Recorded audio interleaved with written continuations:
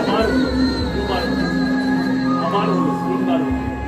আমার হলো তার এরকমভাবে এই মিটিং করতে চাইছিল আমার 100 বার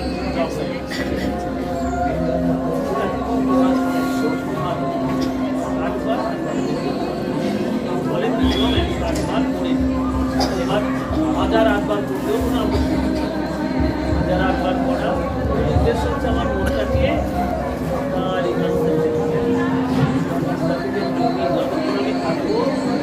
ভাবতে চোখটাকে ডুবে যেতে এইটা হচ্ছে জপের মূল উদ্দেশ্য হচ্ছে আমার জপের মালা যদি জপের মালা